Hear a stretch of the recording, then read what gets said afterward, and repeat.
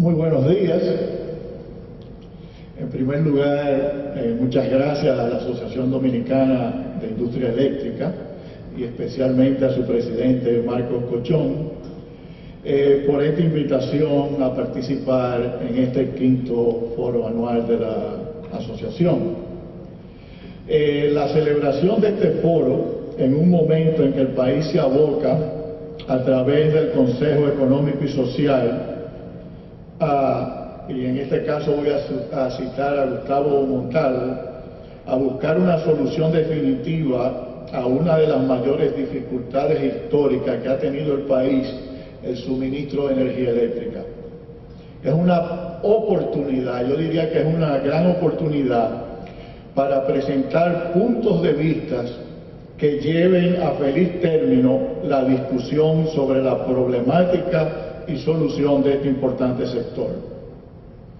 Y el momento no puede ser más oportuno para dialogar sobre opciones de reforma que permitan al sector encaminarse por un sendero de desarrollo sostenible en el tiempo.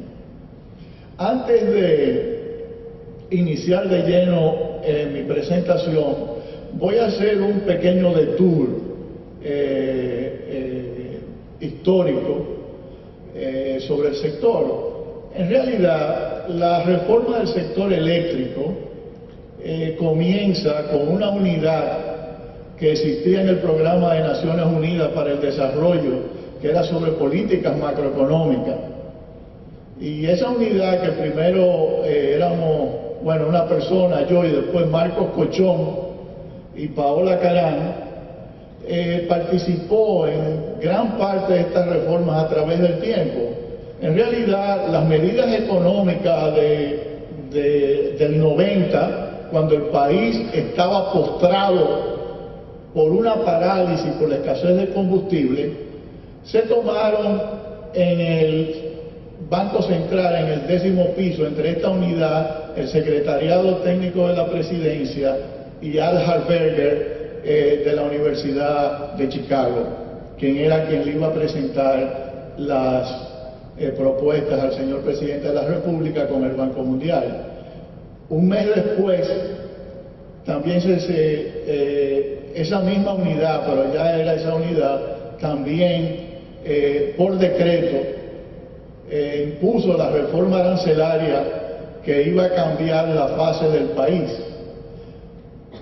Y con el correr del tiempo, alrededor del año 1992-93, no recuerdo, ya yo era subsecretario de Estado de Finanzas, en una reunión que se realizó en la Oficina Nacional de Planificación entre Julio Ortega, que era director de Planificación, Moisés Blanco Genao, su director de CDE, y quien suscribe, fue que se toma la decisión con autorización de Marcos Subero, que era el administrador general de la CDE, para llevar a cabo la reforma del sector eléctrico.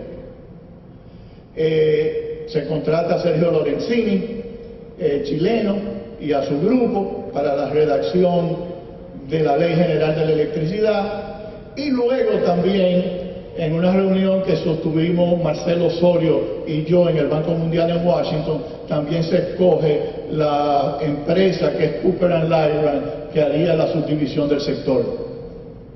Yo menciono esto porque todo este proceso lo que ilustra es algo que es central a mi presentación.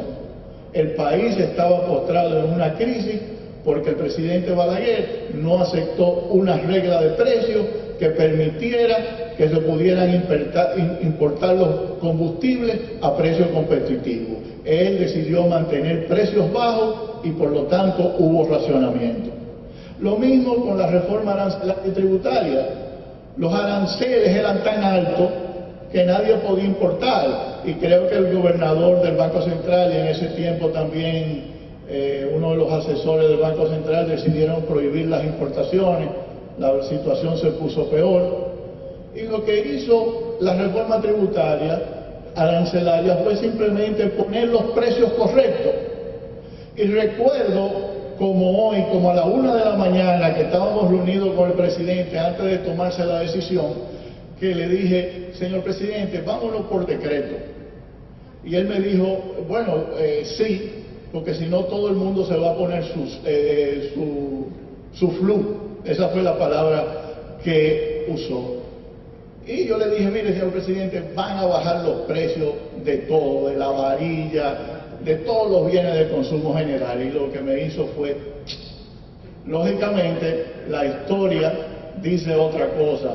Todo comenzó, después de la reforma arancelaria, todo se normalizó en el país y el país, yo creo que desde ese momento es otro país. Con la reforma eléctrica, el presidente nunca tomó la decisión. Él sí dio el visto bueno para que se fuera adelante, pero nunca llegó a tomar la decisión de que se le diera para adelante a la reforma eléctrica, y entró desafortunadamente en esos momentos quizá otro gobierno que hizo, afortunadamente, que hizo esa reforma. Ahora yo creo que se cometieron varios errores. Bueno, vamos adelante con esto. ¿Cuál es el objetivo de mi ponencia? El objetivo es exponer opciones de reforma, identificar las barreras a reformas del sector, diseñar una estrategia para superar esas barreras y presentar opciones para superar la resistencia a la eliminación de los mismos. Fíjense, el Fondo Monetario Internacional, en un libro denominado Subsidios a la Energía, Lecciones e Implicaciones, señala que las estrategias exitosas de reforma requieren, primero, que el país identifique cuáles son las barreras para la reforma del sector y, segundo, diseñar una estrategia para superar esas barreras. El FMI, sin embargo, aparte de la eliminación de los subsidios, no define qué es una reforma exitosa. Voy a suplir esa definición en base a las lecciones aprendidas de los procesos de liberalización de los mercados eléctricos a nivel mundial. Una reforma exitosa es aquella que establece reglas de precio que reflejen el costo económico del suministro de electricidad.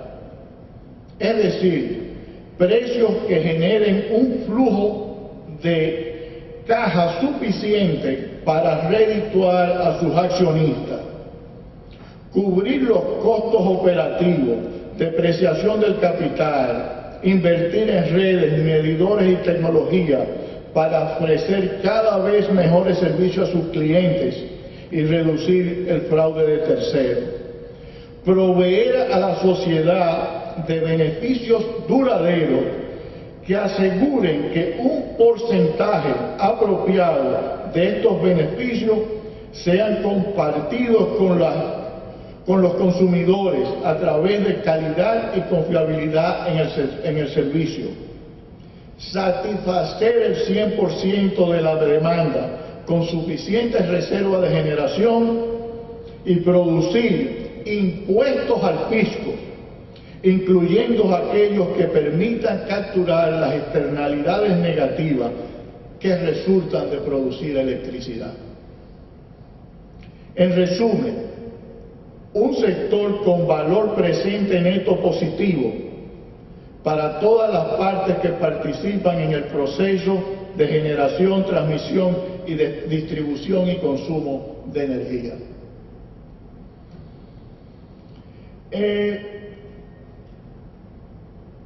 ¿Cuáles han sido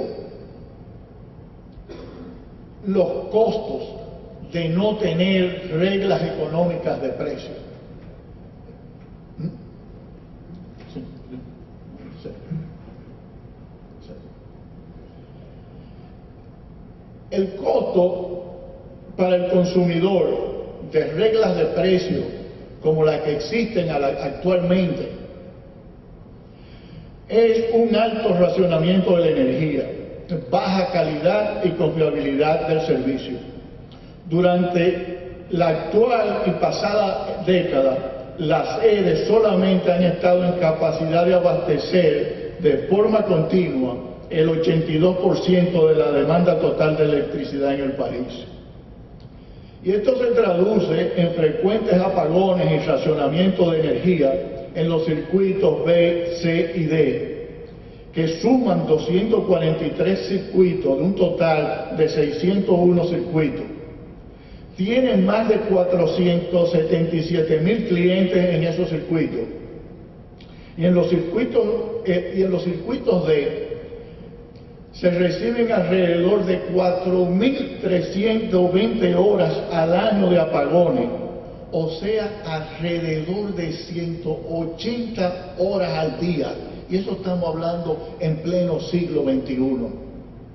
Señores, yo recuerdo en los años 80, la justificación era que la energía, que no se podían subir los precios porque el servicio era muy malo, pero ahora hay buenos servicios, por lo menos en algunos circuitos. Pero ustedes se imaginan 4.320 horas de apagones en pleno siglo XXI.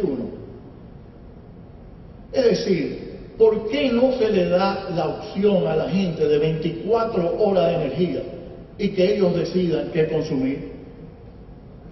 Ahora, ¿cuál ha sido el impacto del sector eléctrico sobre el sector? Fíjense, el primer impacto de la insuficiencia de ingresos de la sede, porque todo aquí se traduce en la sede, señores, esa es la caja registradora del sector. Un negocio que no cobra es un negocio que no sirve. Bajas inversiones en redes y medidores. La experiencia dominicana y de Haití, que por cierto, Georgie y yo estuvimos haciendo una consultoría sobre Haití, sobre el sector eléctrico y los combustibles, son muy similares. Lo único que Haití tiene un 30% de CRI, nosotros tenemos el doble, 60%, pero es muy similar. La experiencia dominicana y de Haití muestra que como resultado de un flujo de caja deficiente, las compañías distribuidoras no pueden invertir en nuevas redes o en la rehabilitación de las existentes, instalar medidores y ampliar el acceso a la población a un suministro confiable de electricidad. En Haití solamente se puede abastecer como 12 y 16 horas en la mayoría de los circuitos, y la mayoría de la población no tiene acceso a la electricidad, porque es que las redes no tienen recursos de electricidad de Haití. Lo mismo aquí, los barrios D, los circuitos D, los circuitos C, es como si estuviéramos en Haití, con 12 horas, 180 horas al día de apagones, o quizás menos, bueno. Un parque de generación que puede abastecer la demanda total, pero a un alto costo. También la experiencia es similar. Y oye, lo he visto tantas veces, desde el gobierno del doctor Balaguer, la presión, porque hay apagones, porque hay que buscar energía barata, se meten en contratos de los cuales no pueden salir después, a un alto costo del país. Todo por falta de tener de planificación y de tener un sector fuerte que atraiga inversiones duraderas y no de grado a grado. También un sistema de redes de distribución y transformación de energía muy deficiente, que podría también hasta colapsar si tuviéramos el 100% de las empresas generadoras generando el 100%. Y además de suplirse la demanda total con las redes actuales de distribución de energía, la transferencia de recursos del gobierno central al sector eléctrico aumentaría en varios cientos millones de dólares. Esto último como resultado de que la energía adicional iría a los circuitos B y C y D, donde el deficiente estado de las redes resulta en altas pérdidas y bajos cobros. Crecientes deudas, ese es otro costo que afecta la cadena de pago. Ustedes ven los estados de este, por ejemplo, un gasto importante de este es pago de intereses. Número de clientes contratados inferior a los usuarios reales del sistema. El número de clientes por empleado inferior a los estándares, superior a los estándares internacionales, y también una plantilla de empleados bastante grande. Son alrededor de 8.900 empleados en la distribuidora, y si incluimos a CDE y la TEP y a CDE, 11.272. Un documento de evaluación del Banco Mundial del 2004 catalogaba al sector de distribución como el elemento más disfuncional del sistema eléctrico del país, debido al alto nivel de pérdida de distribución, la mala calidad de servicio, la insatisfacción del cliente y la impunidad con la cual la gente se puede conectar al sistema eléctrico. ¿Cuáles son los costos fiscales? Señores, y estos son solo algunos. Aquí tenemos, en esta cuarta fila, el déficit del sector como porcentaje del PBI a través de los años. Fíjense cómo se ha mantenido a través del 2% del PBI. Esos son recursos, como mencionaba Jesús Bolinaga al principio, que podrían ser invertidos en combatir la pobreza, que podrían ser invertidos en educación, que podrían ser invertidos en llevar energía a sitios apartados del país. Yo los otros días estaba en Barahona, en Rancho Platón, en Paraíso, y caminando por el río, vi a un muchachito ahí a las 11 de la mañana, que dije, bueno, ¿y por qué no está en la escuela? Era un día de semana. Pero en Rancho Platón hay electricidad, probablemente de una mini represa o algo de eso. Esta persona, con los medios de educación masiva que hay ahora mismo, podrían estar recibiendo la mejor educación del mundo, porque también hay buena señal de internet. Podrían recibir la mejor educación a través de los programas masivos de educación que ahora las universidades norteamericanas y los colegios norteamericanos están abriendo al mundo entero. En general, el otro problema es que también los impuestos, además de los subsidios explícitos que se ven en los estados consolidados de la sede y la CDE, hay otros subsidios que son como las exenciones fiscales concedidas por el gobierno a los consumidores finales a través de las compras por los generadores de fuel oil número 2 y 6 que están exentos de impuestos. Estas exenciones impositivas constituyen subsidio, es un gasto fiscal que deja de percibir el gobierno, porque para que los precios de la energía supuestamente no sean muy caros. Pero, sin embargo, lo tenemos que pagar a través de mucho más altos precios a los combustibles y un impuesto del 18% al ITEVI, que es un impuesto de primer mundo para servicios públicos del tercer mundo o del cuarto mundo. Están también los pagos de intereses y amortizaciones de los préstamos de la sede, EGEGIT y ETEP, y también los intereses y amortizaciones generados por los atrasos por los generadores. Aquí fíjense el costo de las exenciones del fuel oil número 6, no la pude calcular para el fuel oil número 2.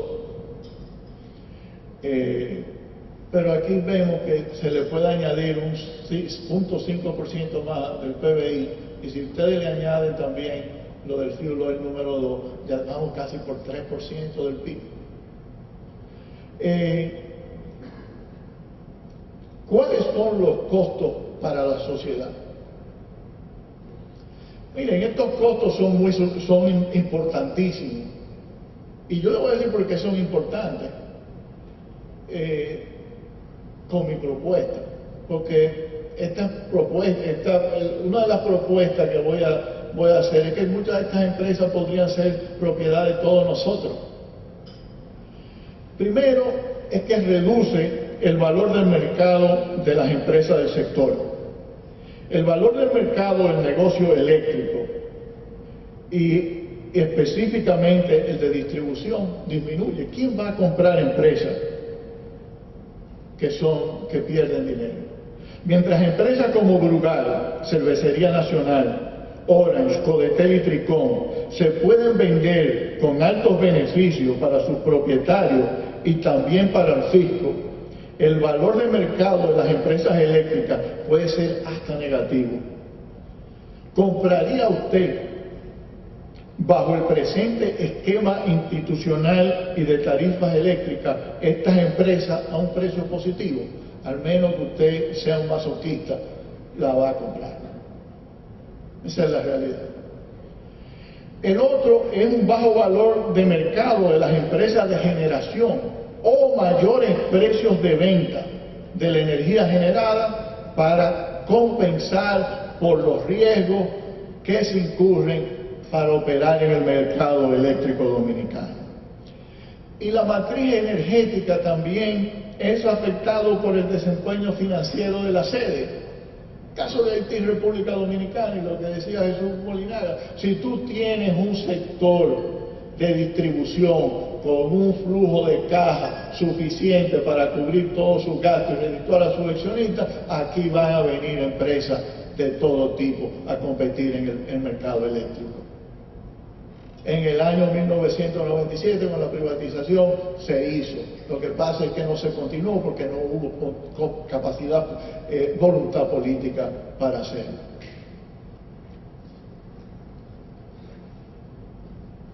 Y finalmente, el último costo es la institucionalidad. La Ley General de Electricidad y la Ley de Compras y Contrataciones del Estado requiere la licitación de generación y de la compra de bienes y servicios por encima de cierto umbral. Sin embargo, en la prisa por resolver el problema, nuestros funcionarios ignoran las leyes y contratan energía y obras sin las correspondientes licitaciones. Por otro lado, los empresarios nacionales y extranjeros, aprovechando la situación de crisis, concurren en violar las leyes. Luego viene el rechinar de dientes cuando las siguientes autoridades denuncian los contratos como leoninos y vienen las quejas de las embajadas por la falta de institucionalidad en el país. Esto a la vez se traduce en mayores costos futuros en forma de un mayor riesgo del sector. Ahora, ya hemos visto cuáles son los costos para todos los segmentos del sector: consumidores, gobierno, empresas, etc. ¿Cuáles son los tipos de subsidios que existen en la actualidad? Existe el subsidio de precio a todos los consumidores debido a que la tarifa es insuficiente para cubrir los costos del sistema. Si utilizamos la tarifa técnica como referencia para calcular el subsidio, es decir, una tarifa que le permitiría a la sede cubrir todos los costos en caso de ajustar las pérdidas y demás indicadores de eficiencia a estándares internacionales, tendremos que los distintos sectores residenciales, que los clientes residenciales cuyo consumo es inferior a los 700 kilovatios hora por mes, reciben el mayor subsidio del sector eléctrico. Señor, lo principal subsidio aquí de precio está en los barrios B, C y D, porque hay una correlación entre nivel de ingresos y también robo de energía en esos barrios. No nos engañemos con eso.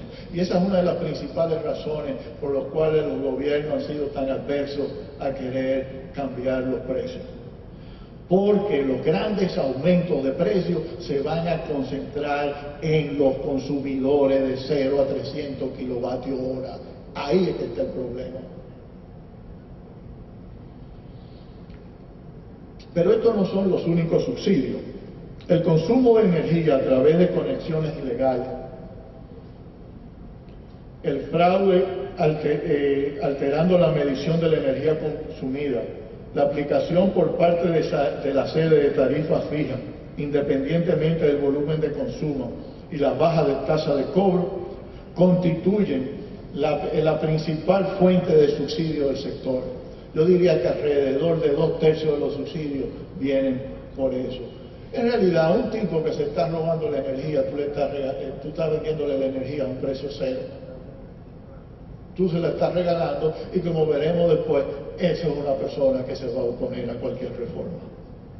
Y como dije anteriormente, las exenciones de impuestos y pago de préstamos contraídos por la sede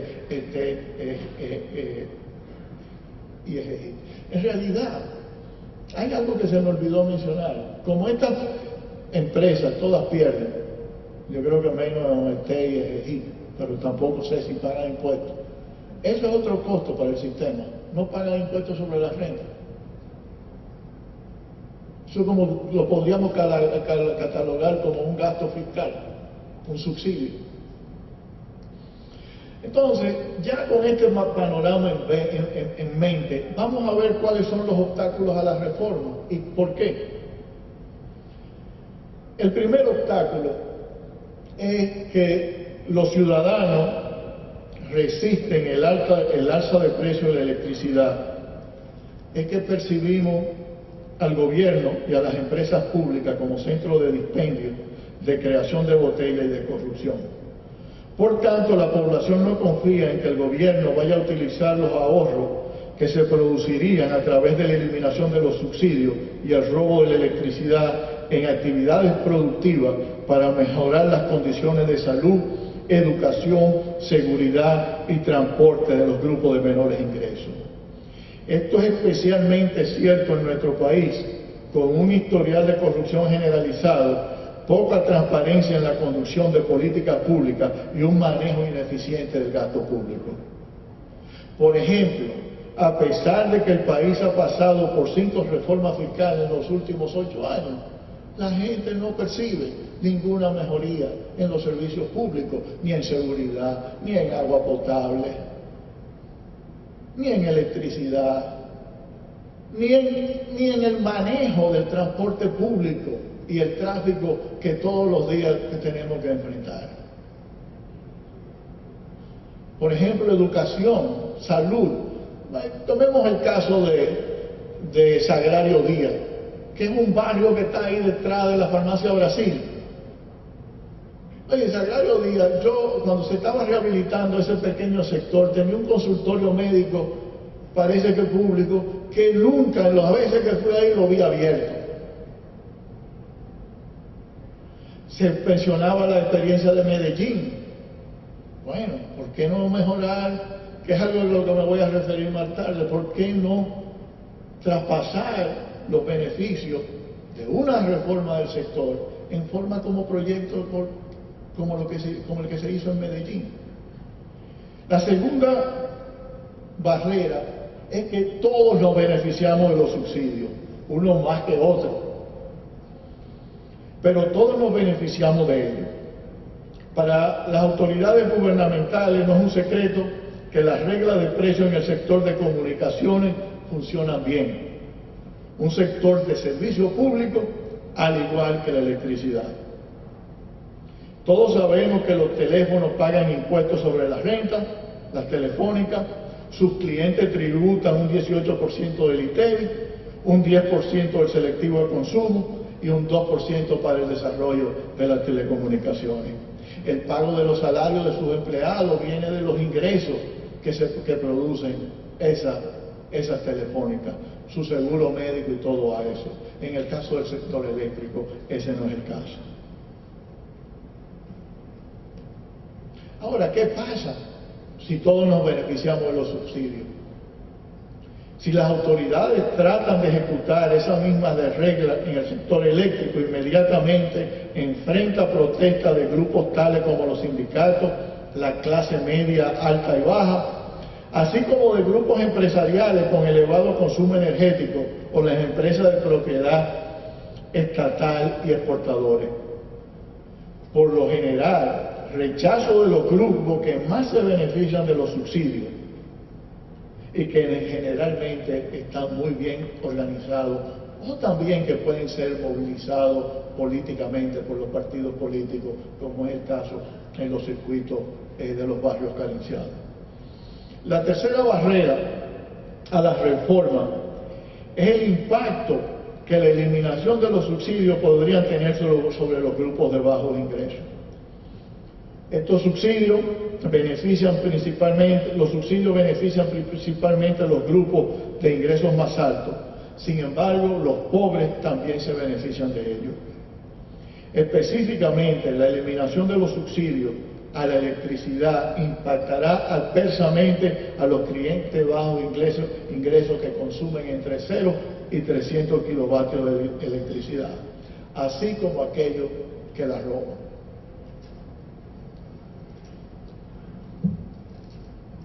¿Cuál es la cuarta barrera? Bueno, por ejemplo, fíjense, para que tengamos una idea de la magnitud, que yo no creo que puse el cuadro. Por ejemplo, en los circuitos D hay 477,000 clientes facturados a agosto del 2014, en los C 290,000 y en los B alrededor de 84,000. Estamos hablando de 800,000 hogares casi que van a estar insatisfechos con el alza en los precios de la energía. Y tú tienes que tomar en cuenta eso. Son 800,000 hogares que se van a oponer a eso, aunque ahora le estén dando 12 horas de apagones. Cuarta barrera, y este es diferente al ajuste del precio a una tarifa económica, pero creo que es una de las razones importantes por la cual la reforma del sector eléctrico aquí fracasó, que es la falta de un mecanismo que suavice las fluctuaciones de precio. Y es simplemente que no hay un mecanismo. Es la volatilidad de los precios, de los precios de los combustibles y su impacto en el sector eléctrico. Por ejemplo, la Superintendencia de Electricidad desde el 2003 ha encargado, yo creo que 4 estudios de tarifa técnica, todavía no lo ha implementado. Pero peor aún, cuando la reforma del sector eléctrico se pudo haber previsto que la volatilidad de los precios iba a tener un impacto sobre la aplicación de la misma. Pero todavía hoy en día, industria y comercio no tiene un mecanismo, lo hace de manera ilegal, manteniendo congelados los precios de los combustibles. Entonces hay que diseñar un mecanismo, como veremos después en la propuesta de reforma. Y la quinta barrera es la información. La población en general ignora que los subsidios tienen costos fiscales, desconoce lo que implica en términos de otros gastos que podrían haber ocurrido en ausencia de esa subvención, y por tanto desconocen que dichos recursos podrían ser gastados en prioridades tales como educación, salud y para reducir la pobreza. Y finalmente, la sexta barrera es el impacto que podría tener sobre la competitividad, específicamente sobre el sector, principalmente sobre el sector industrial. Y ahí ya ustedes tienen identificado a todo el mundo que se va a oponer a una reforma. Ahora, ¿cuál es el desafío? El gran desafío para los formuladores de política económica es cómo superar estas barreras. Creo que es posible cambiar el paradigma de fracaso del sector eléctrico. No tenemos que esperar el año 2018, si acaso, por las nuevas plantas de carbón. Pero para esto tenemos que darle opciones de cambio de paradigma a la población y a nuestros líderes. El problema es que la opción de eliminar y focalizar los subsidios le quita a la mayoría de la población la oportunidad de seguir consumiendo energía barata o gratis para los que no pagan, mientras que para los líderes políticos puede representar el paso a la oposición. Veamos entonces cuáles son las opciones que podemos dar a la población y a nuestros líderes políticos para salir de estas rampas sin salida en que se encuentra el sector eléctrico desde los años 80 o 70. Planificación. El primer paso es reconocer que cualquier estrategia exitosa de reforma requiere previamente de un plan exhaustivo, la voluntad política de llevarla a cabo y el reconocimiento de que puede llevar entre 3, 4 y hasta 5 años. Por tanto, una reforma de largo plazo exige que el gobierno identifique con antelación cuáles son sus objetivos de reforma.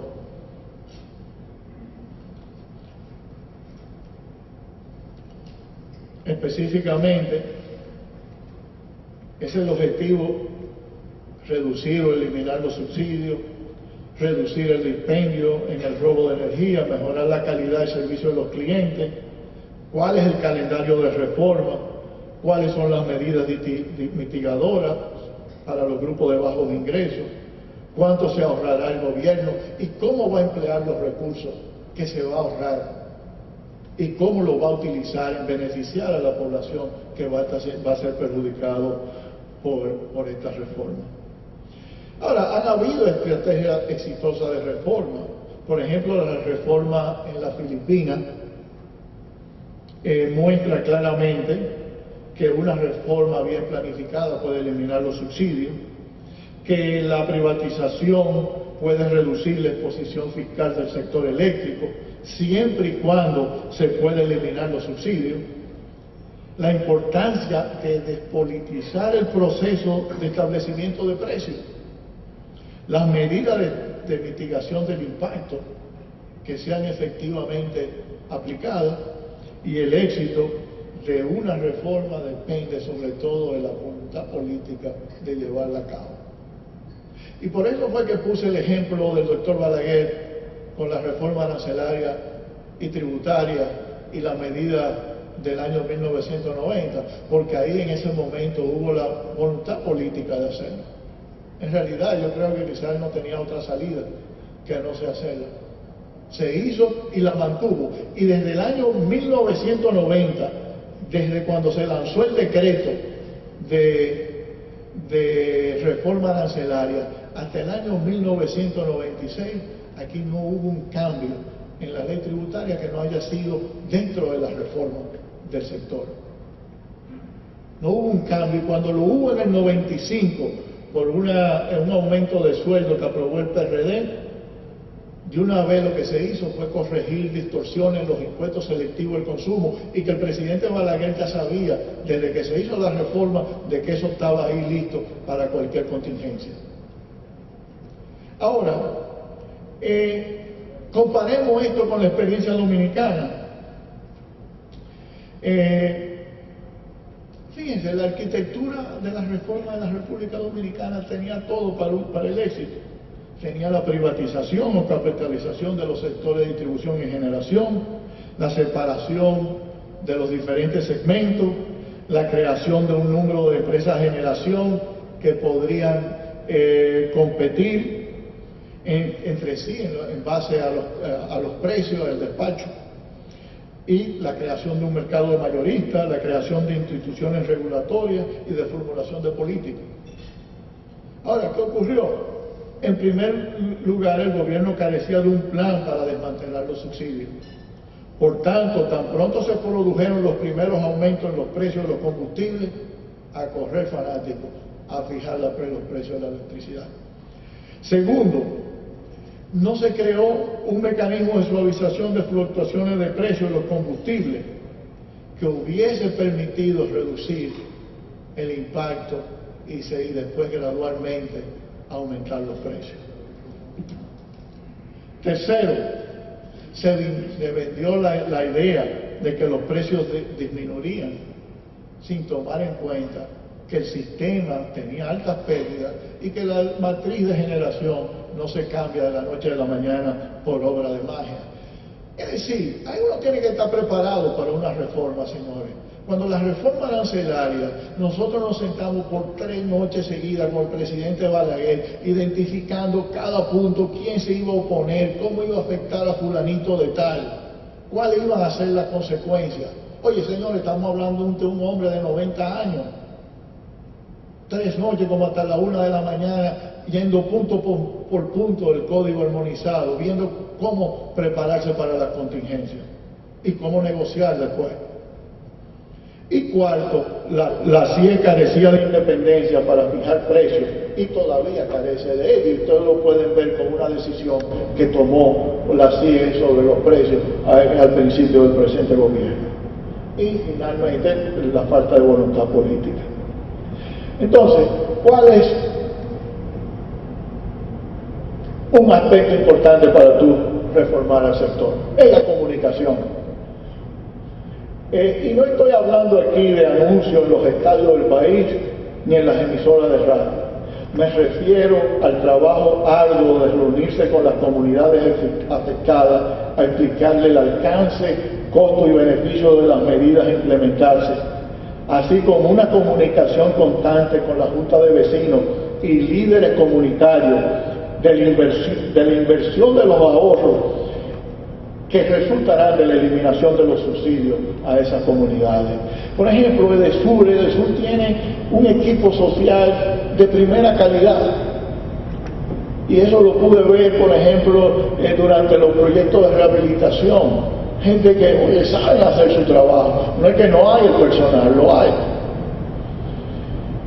A nivel de los medios de comunicación masivos y de los nuevos medios, redes sociales, se requiere el desarrollo de una estrategia de difusión de contenido y rendición de cuentas tendentes a evitar una corriente de opinión que apoye las ejecuciones focalizadas hacia un cambio. Además, es necesario establecer un sistema de monitoreo inteligente para controlar crisis de comunicación y ofrecer respuestas oportunas y precisas a los diferentes actores. Varias reformas de subsidios fiscales fracasan porque los gobiernos aumentan los precios sobre una base ad hoc, sin decirle al público lo que está pasando. Ustedes se leen el libro del Fondo Monetario Internacional y muchas de ellas han fracasado por esa razón. Ahora, yo voy a hacer otra propuesta que yo creo que va a ser el disuasivo más importante a los aumentos de precios, y es lo que en Chile se le llamó el capitalismo popular en la distribución. Bueno, capitalismo popular, es decir, pero voy a comenzar por el sector distribución.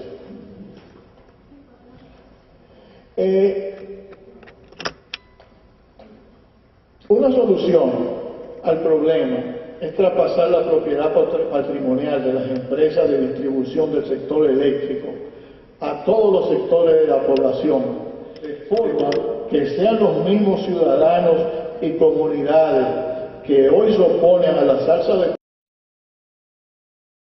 una participación amplia de la población y que impida la concentración de las acciones en pocas manos.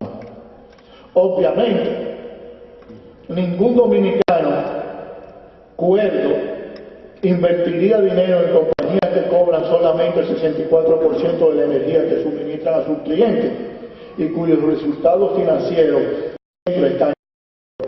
Tampoco invertirían en una gobierno.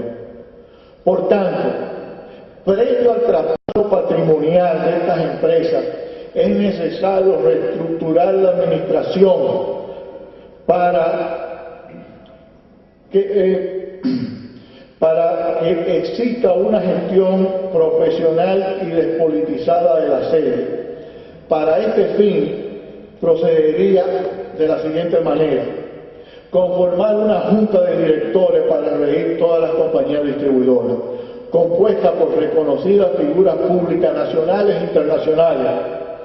La junta tendría la responsabilidad de llamar a un concurso público internacional para reclutar los administradores y el personal gerencial de las empresas distribuidoras de electricidad. Los nuevos administradores tendrían como objetivo llevar el total de las sedes malas a un CRI de 85% en un periodo de 5 años, mediante la instalación de nuevas redes de distribución y medidores en los circuitos B, C y D. Voy después a definir qué es las buenas y las malas, que es un concepto que tomé prestado de la reforma de los sectores bancarios. El segundo paso sería dividir contablemente cada distribuidora en la distribuidora buena y la distribuidora mala, pasando los clientes de los circuitos A y B a la distribuidora buena y los restantes de los circuitos C y D a la distribuidora mala. Esto segregaría los activos y flujos de caja de mala calidad de los buenos en los estados de situación y de ingreso de la sede, permitiendo el traspaso inmediato de su capital accionario a su nuevo propietario, el pueblo dominicano. Aquí tenemos una idea de lo que no se ve muy bien, de lo cual, en qué consistiría esta distribuidora, buena y mala,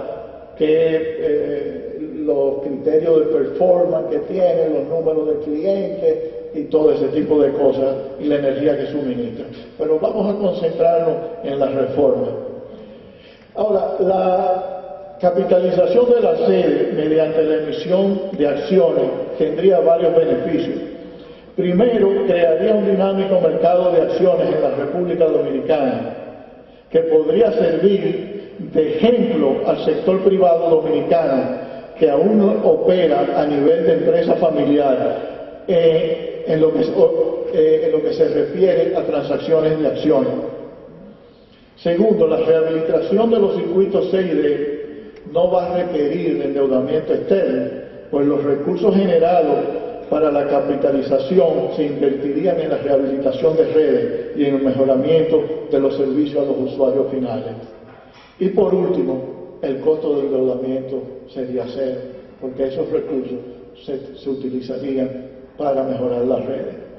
Señores, ¿sabían ustedes que Holanda en el año 1602 ya tenía un mercado de capitales? 1602, la República Dominicana todavía no tiene un mercado de capitales accionarios. Esto es algo que nunca se ha hecho, y esto es una gran oportunidad para tú crear un mercado de capitales dinámicos. Y a mí la cosa que a veces me extraña es que un gobierno, una dictadura como la de Pinochet sea la que implemente este tipo de medidas. Ustedes no han visto los gobiernos de izquierda de Venezuela, Bolivia, implementando todo este tipo de medidas. Al contrario, lo que lo controla son los políticos, el sector estatal. No, el capital accionario nunca se lo distribuyen en la población o le dan la oportunidad para adquirirlo. El capitalismo popular en la generación.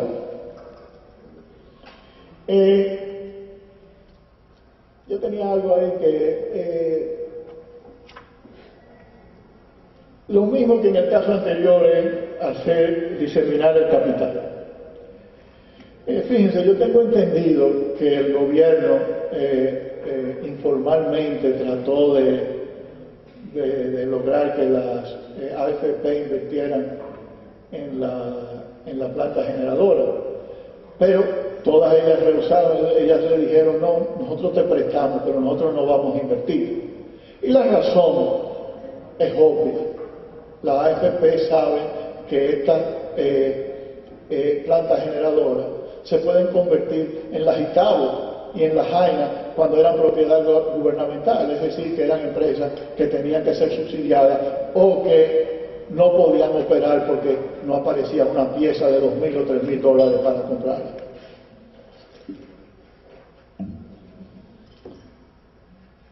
Ahora,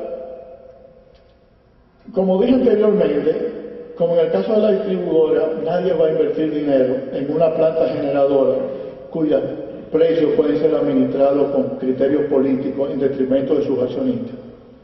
Una salida sería crear un vehículo de inversión un SPV, un Special Purpose Vehicle, es decir, una entidad legal cuyo único propósito sería recibir el activo de la planta de carbón con el objetivo de manejar todo lo relativo a esta planta, con reglas previamente establecidas que gobiernen su campo de actividades.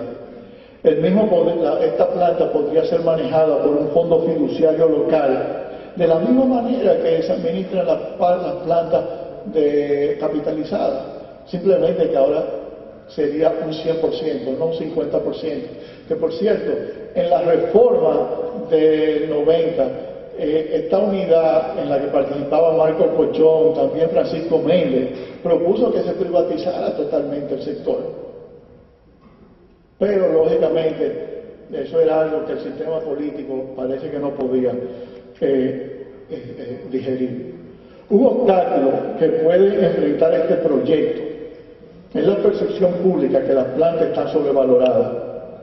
Para los accionistas, esto implica que mientras mayor sea la sobrevaluación, mayor será el precio requerido para asegurar una tasa de retorno para esos accionistas o un valor presente neto aceptable para sus propietarios.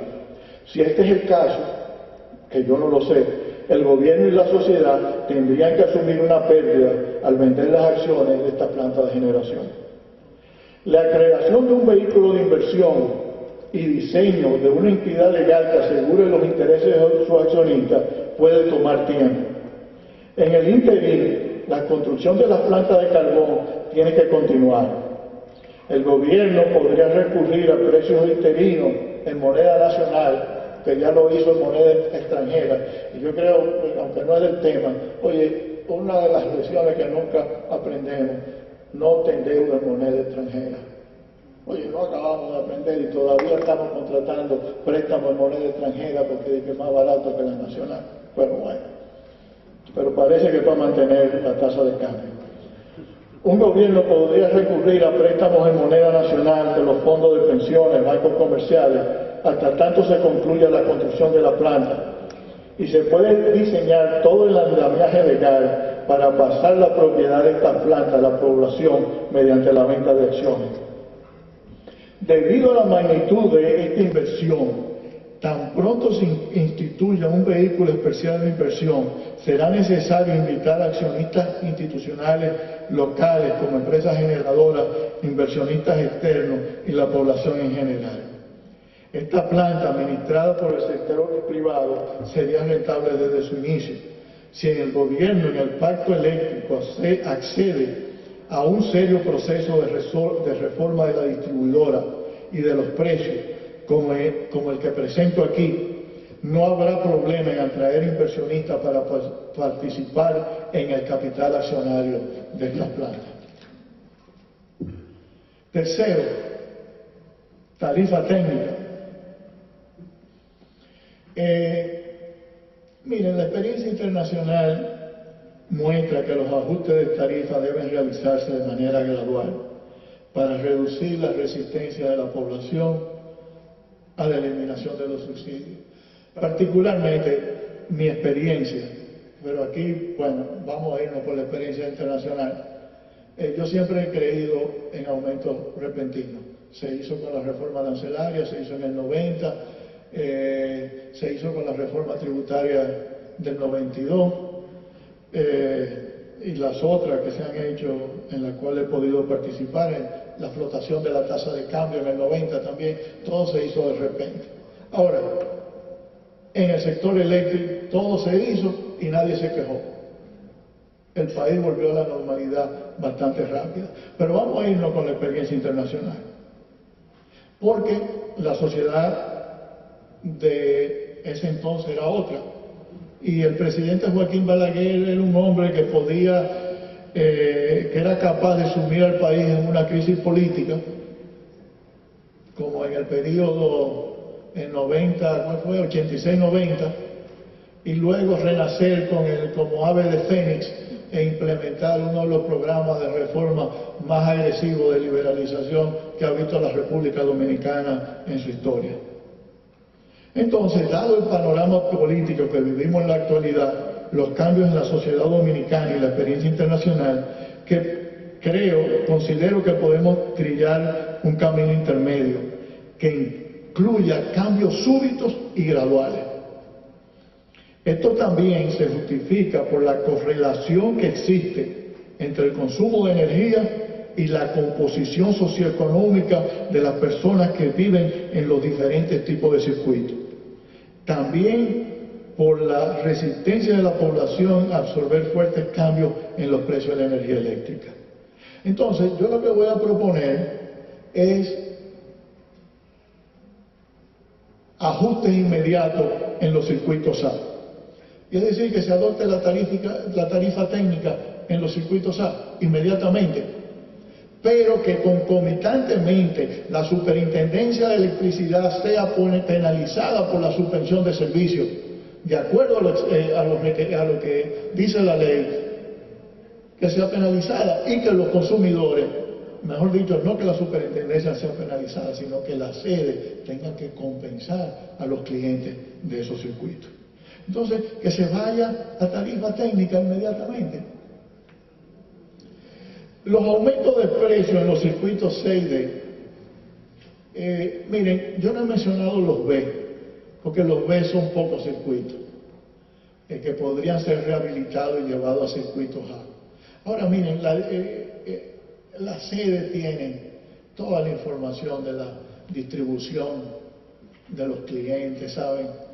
Y si tú lo ligas con, como se hizo en Medellín, con los mapas de pobreza que tiene el Secretariado Técnico de la Presidencia, tú tienes una idea de cómo se mueven las cosas. Tú lo que tienes que tener gente que estén dedicados a buscarle soluciones a los problemas.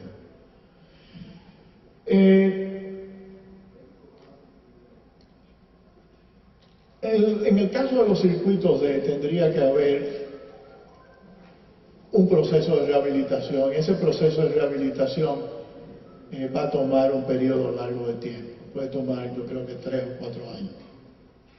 Ahora, creo que se puede hacer también mucho más rápido. Como va a haber dinero de capitalización, no se va a tener que recurrir a préstamos internacionales.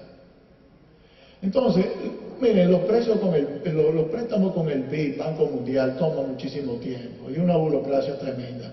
Y yo la experiencia que tengo con la rehabilitación de los circuitos C y D que se hicieron, por ejemplo, en Cienfuegos, Hato del Yaque, Cristo Rey, es que tú puedes convocar a licitaciones con esos recursos, que hay empresas dominicanas que lo pueden hacer, y si quieren venir empresas extranjeras, que también participen. Pero el proceso puede ser mucho más rápido. Entonces tú vas a tener un proceso de transición de 3 o 4 años, y tiene otra ventaja. Como tú vas a estar pasando a tarifa técnica a estos clientes que viven en esos barrios, tú lo vas a estar haciendo de manera gradual. Es decir, tú no vas a estar afectando a toda la población, entonces tú estás aislando el problema a circuitos específicos. Y después de ahí tú puedes hacer tu programa social, explicarle los beneficios, contabilizar cómo lo que ellos van a gastar adicionalmente en consumo de energía, el gobierno se lo va a devolver en consultorios médicos, en educación. Por ejemplo, tomen el caso de Medellín. Medellín, con la cooperación española, tiene biblioteca en los lugares más pobres del mundo, seguridad pública. Oye, yo fui a los barrios de Medellín sin escolta policial, sin nada, una ciudad que supuestamente es muy peligrosa. Eso tú lo puedes hacer aquí todavía, eso es la realidad. Pero tú ves que los beneficios es que la población pueda recibir los beneficios de las reformas. Y finalmente, otra cosa es el mecanismo regulador de precios. El mecanismo regulador de precios, por ejemplo, es un techo. Si suben los precios de la energía en un 10% Y la regla de precio de que hay un techo de 3% es que solamente se puede subir por 3% en un mes, después se sube el 3% y después se sube el 3%. Y si bajan, también lo mismo. Hay otro mecanismo también que es usar promedios móviles para suavizar los precios. Y esto podría ser bastante efectivo, y los países que han hecho reformas exitosas han usado este mecanismo. Otro mecanismo, la competitividad y tarifa eléctrica. Un sector que va a protestar. Ustedes agarran, yo creo que, yo no sé si es Ángel, otro de los grupos empresariales. Oye, yo nunca he visto a esos grupos diciendo, no, nosotros queremos que se aumenten los precios de la energía a precios competitivos. Nunca dicen eso. Ellos lo que quieren es negociar para también recibir tarifas subsidiadas. Pero bueno, aquí hay una salida, tarifa técnica. Y la tarifa técnica es la mejor salida. Los incrementos de precios con tarifa técnica no serían considerables. En muchos casos, en realidad, serían, yo creo que en el caso de si no me recuerdo, ustedes lo pueden ver con mayor detenimiento cuando lean la ponencia que va a estar en el sitio de ADIE. Es que eso se puede lograr. Lo mismo, los ajustes de precio para los grupos para los consumidores de 600 kilovatios en adelante no son considerables. Otro mecanismo es la despolitización del mecanismo de fijación de precios. Señores, nosotros necesitamos instituciones independientes. Nosotros no necesitamos instituciones de yes sir.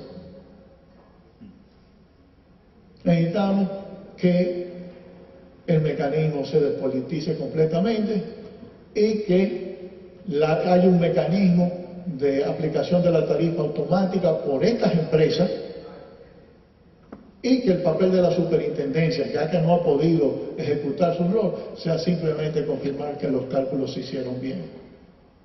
Ahora también ustedes van a ver que si los accionistas de la empresa A y después de la B van a ser los mismos dominicanos que viven ahí, cuando traten de congelar los precios, van a gritar.